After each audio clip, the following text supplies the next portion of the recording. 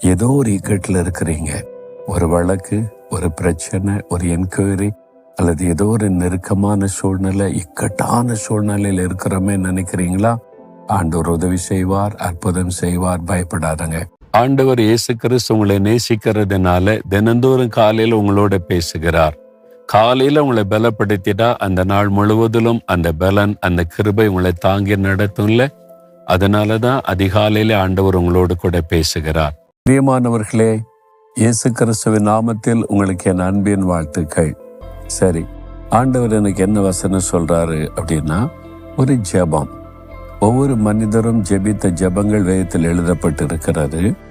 108 சங்கீதம் 12 வசனத்தில் ஒரு பக்தன் ஜெபிக்கிறார். தாவீது பாடுகள் மத்தியிலே கடந்து போன ஒரு மனிதர்.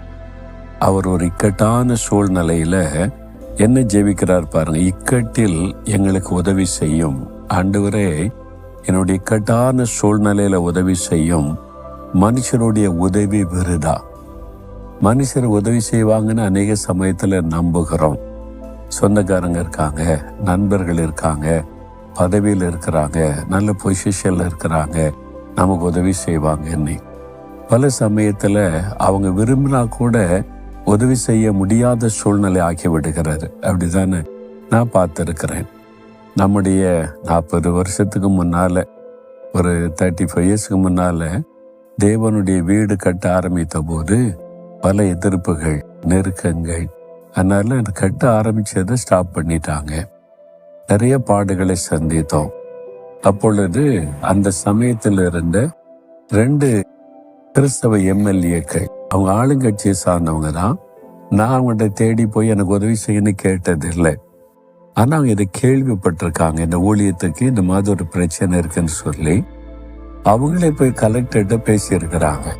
அவங்க கிராமத்துல சொந்த இடத்துல தானே கட்டுறாங்க, இது மாதிரி செய்றீங்களேன்னு சொன்ன போது அவங்க நிறைய லீகல் ப்ரொசீஜர், அது இதுன்னு நிறைய லெட்டர்ஸ், எதிர்ப்பு, அதெல்லாம் பேசி அதனால நான் ஒன்றும் செய்ய முடியாதுன்னு சொல்லிட்டார். அவங்க பாருங்க, உதவி செய்ய வந்தும் கூட விரதாவாக்கி விட்டு அவங்களால செய்ய முடியல. அவங்களுக்கு நல்ல மனது இருந்தது எனக்கு உதவி செய்யணும்னு. ஆனா அந்த சூழ்நிலையில் அவங்களால முடியல.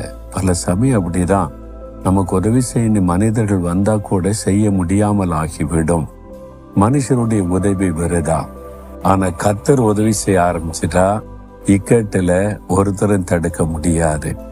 கொஞ்ச காலம் அந்த தடை இருந்தது. ஒரு நாள் வந்து ஆண்டவர் சொன்னார், வேலை ஆரம்பிங்க, நான் கூட இருக்கிறேன்னு சொன்னார்.